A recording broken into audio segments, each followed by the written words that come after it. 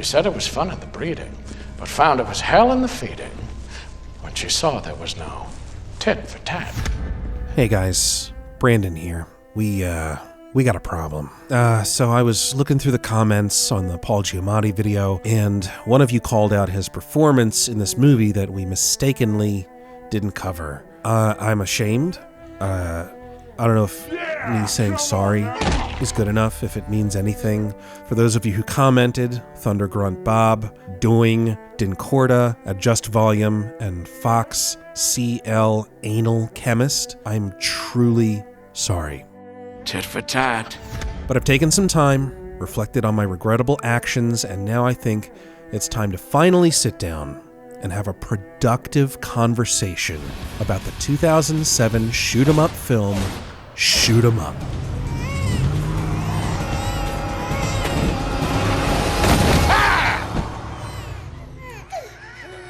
What in the hell is that?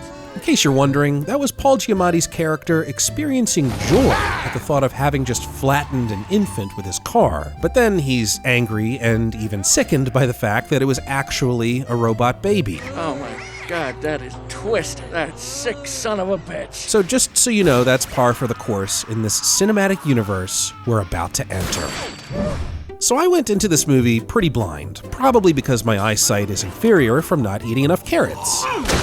And what started out as a video talking about Giamatti's glorious over-the-top performance as the main villain turned into, well, I don't know. I've got some thoughts about this genuinely great, funny action movie that is kind of ahead of its time. Me sideways. The plot.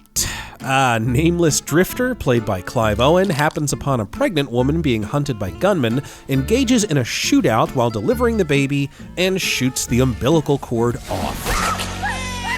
He then spends the rest of the movie protecting little Oliver, as he calls him, while being hunted by Hertz and an endless barrage of henchmen. Michael Davis, the writer-director, freely admits that the plot was secondary and the main goal was to string together a series of fun, creative action scenes. I mean, Clive slides on his back on some oil. Look, he's not even slowing it, he's speeding up. I'm pretty sure he's just going faster. He slides down a rope while doing a full 360, tagging dudes on a spiral staircase around him, and in truly one of the greatest scenes that melds sex and violence, he has a gunfight while he's having sex with Monica Bellucci. Oh, we got a little Clive crack there? Man, this movie has everything. So I don't want to be too crude here, but is he just inside her the whole time? I think he is. And when did he maybe right there? I don't know. Maybe his character just orgasms super cool, like it's just like a... Talk about shooting your load. And the baby. Gunfights, holding the baby, running with the baby, jumping into a car with the baby, putting the baby on the floor of the car. That's amazing. The whole thing reminds me of Mr. Bean, where there was that whole episode where he gets stuck with a baby and he's like, doesn't know what to do with it. But Clive Owen does know how to take care of a baby. I mean, look, he uses his sock as a hat. He's trying. Uh-oh, look at that baby. That baby's got a hat. Maybe I need to get a hat for my baby. It's Clive Owen from Australia. Every time I do Clive Owen, I somehow go into a bad Australian accent. What's happening to me, mate? All this stuff with the baby was heavily influenced by filmmaker John Woo, specifically his 1992 action film Hard Boiled, which ends in a spectacular finale with the protagonist shooting his way out of a hospital while holding a baby. And in all seriousness, the director of Shoot 'em Up thought, well, hey, that could be a whole movie. Another influence was, oddly enough, Looney Tunes. Clive Owen's character loves carrots. He eats them, he uses them as distractions, to fire guns, to get items out of reach, and even as a secondary weapon. Originally, Davis had Owen's character eating carrots as a fun character quirk, something he does to increase his accuracy since carrots have been rumored to help with eyesight. But as the movie evolved, seeing Clive Owen as Bugs Bunny and Paul Giamatti as Elmer Fudd became a fun comparison. What's up, Doc? Oh, you're a wascally wabbit. Additionally, Paul Giamatti's ringtone is Ride of the Valkyries, which was used in a famous episode of Looney Tunes. Kill the wabbit? So let's talk about Paul Giamatti. Here's a man who understood his assignment. He's insane. He's just so hilariously evil. No regard for humanity. Quit squirming and ruining my shot. Look at this scene where he touches the corpse of the woman who gave birth. Christ, his face. And he's always on the phone with his wife telling her he's tied up with work. I'm tied up with work, honey. I'm sorry. I'll be home soon. I will be back in time for Timmy's birthday party, I swear to you. And the way he talks, he has this odd accent he's doing. It's sort of I don't know, maybe it's like a James Cagney, yeah, thing. And let that be a reminder never to fail me again. When I try to do an impersonation of his character, I end up just doing an impersonation of Paul Giamatti. Is he just doing an over-the-top impersonation of himself? Paul Giamatti, I'm not drinking any Merlot. So Clive takes the baby to a brothel where we get little snapshots of the kind of kinky stuff that this particular establishment is known for. The woman who answers the door is a sexy nun, and there's some schoolgirl stuff going on behind that door, and then there's what? He's like behind a stretchy, is that like latex against a wall? I don't know, one of you freaks probably know what this is. We're introduced to Monica Bellucci's character, Donna Quintano, that's a name, a lady of the night who specializes in baby stuff, which makes her the perfect person to help hide and nurse little Oliver, which is what Clive was counting on. Find me every wet nurse, lactating hooker, and memory on tap in the city. But you know, this movie's a little far-fetched. I don't mean the action scenes, I mean, they're perfectly believable. But as a parent, I'm cringing. He's not cradling the baby's head. Look, the baby has no neck strength. And the gunfire can't be good. At least the hero in Hard Boiled put cotton in the baby's ear. Oh, not such a cute little baby. But this baby, it's a weird mix of 3 real babies and CGI. Like there's something really wrong with it. And the baby smiles?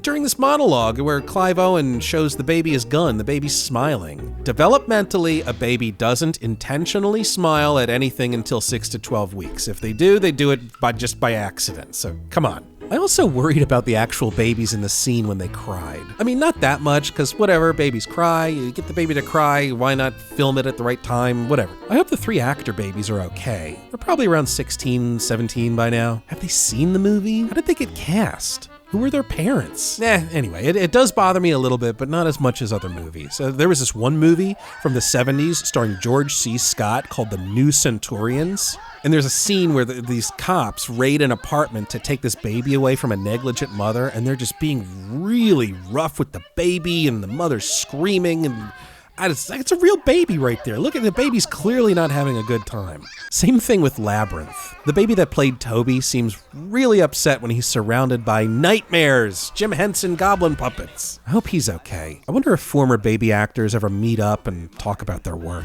Getting sidetracked. I mentioned that I thought Shoot 'em Up was ahead of its time. It's funny, but it kind of plays it straight the whole time. I mean, you got other ridiculous action movies that came out around the same years, like Kill Bill, Crank, Grindhouse is pretty similar. The Raid Redemption isn't necessarily a comedy, but it has this over-the-top quality to it. And the thing about Shoot 'em Up is that it is a parody of action movies, but it still has some great action scenes. Like it's always riding that line between laugh at it, laugh with it, and just look how badass this is.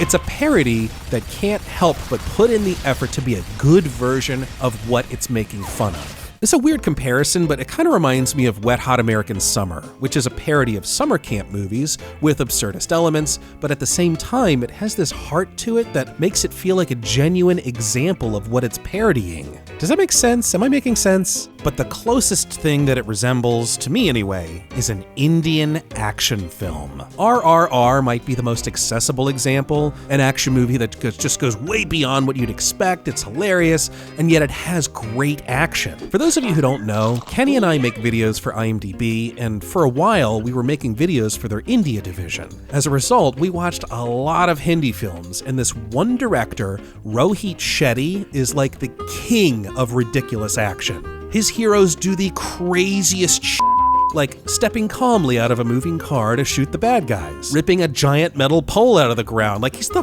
Hulk, look at him. A dude in a car flips over a woman and hands her a rose. And there's just all these gravity and physics-defying action scenes. It's all amazing.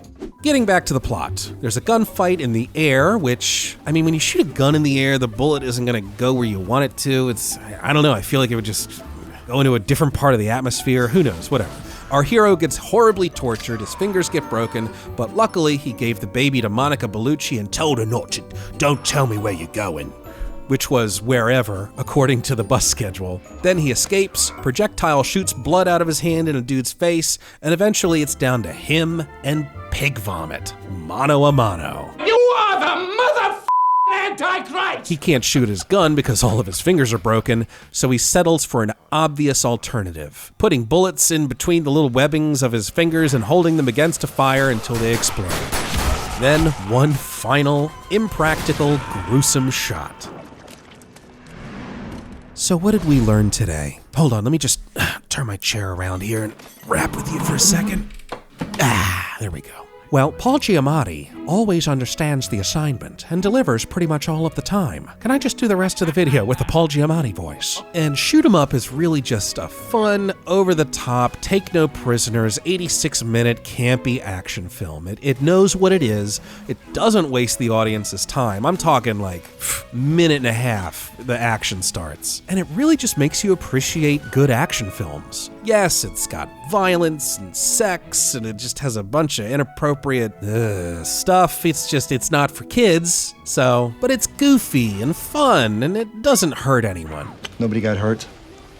People got hurt. I'm saying I think they died quickly, though, so I don't think that they got hurt. I mean, how could it? Because it's just so ridiculous. Anyway, to close this out, all of this just reminds me of this interview between Quentin Tarantino and somebody's angry mom who reviews movies, I guess? Why the need for so much gruesome, graphic violence? Why not let us imagine because a little it's so of it? much fun, Jan. Really? Get it?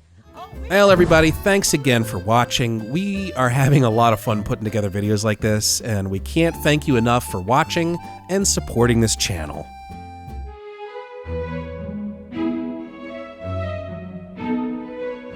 Crikey, look at my baby.